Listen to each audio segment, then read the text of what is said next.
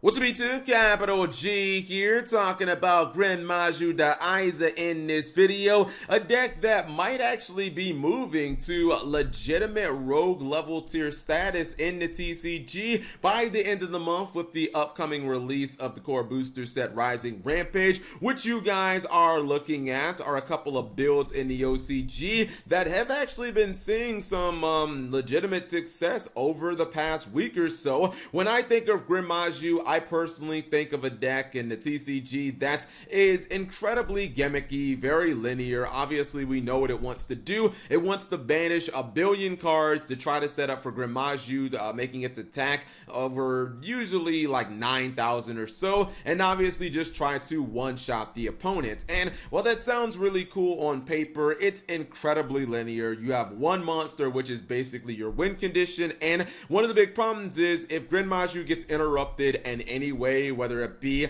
with some simple effect negation, things like impermanence or effect veiler, or if your opponent just gets this thing off the field, you're almost certainly going to lose. Now, Gran Maju is getting significantly better with the release of the Orochi Snake, but I thought that it would just kind of be a card that accelerated its win condition. I really didn't think that the deck would have a new win condition until I started seeing these OCG builds. So the OCG players are doing something completely different. Basically, instead of kind of just this gimmicky one-trick pony deck where Gran Maju is the only way you could possibly win, what they've actually done is they've turned the deck into a stun deck, but they haven't completely sacrificed the one-shot potential, which is something that I absolutely love. You're making the deck harder to counter, but at the same time, you still have that cheese that any given point of the duel, you can one-shot your opponent. So when you look at the monster lineup, obviously, Orochi Snake was going to be thrown in here at 3. It's a new card from Rising Rampage. It's excellent. I love the fact that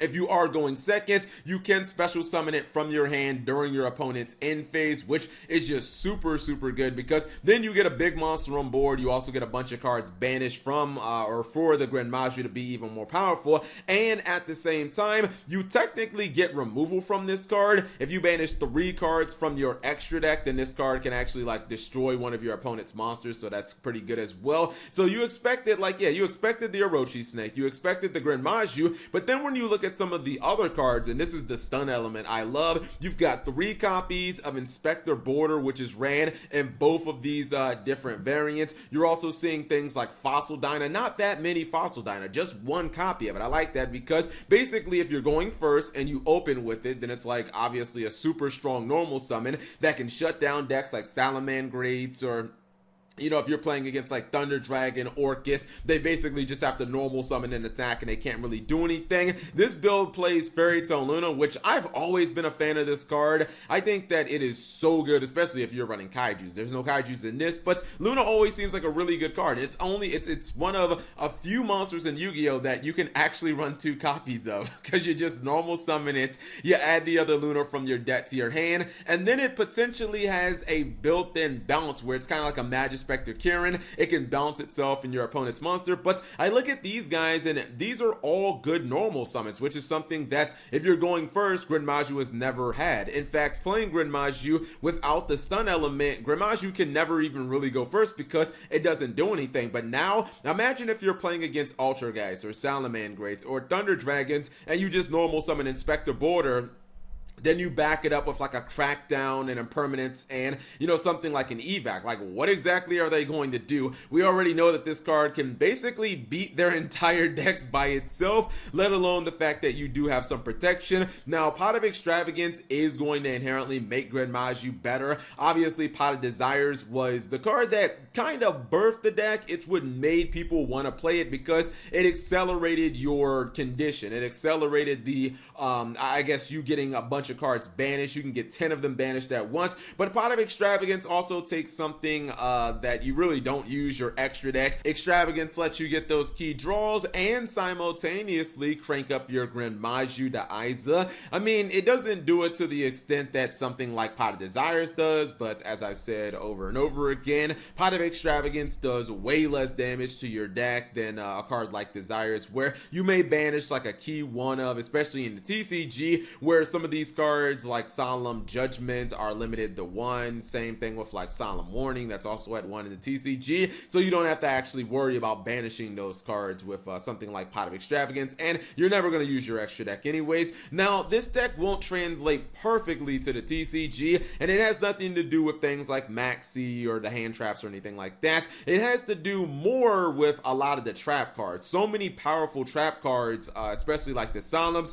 have been moving up and up and up. In the OCG, they have Solemn Judgment completely unlimited. They have multiple copies of Solemn Warning. They still have this absolute ridiculous card that is Vanity's Emptiness. I really don't understand that, other than the fact that I guess you could say Harpy's Feather Duster kind of balances it all. Although with 3 copies of Solemn Judgment, I would not even be fearing Feather Duster at all. But I feel like in the TCG, we could still definitely make this work, because we do have the Macro Cosmos. We still have a lot of these cards that are ran at 3 outside of Solemn Judgment. Things like Crackdown, Compulse Evacuation Device has been one of the hottest trap cards for defensive decks over the last couple of months in Yu-Gi-Oh! There's a reason you're seeing almost every Ultrageist player start playing 2 to 3 copies of this. We do have Impermanence, we still have some Solemns, and we do have an FNL list coming up, so maybe Konami would be nice and maybe give us another copy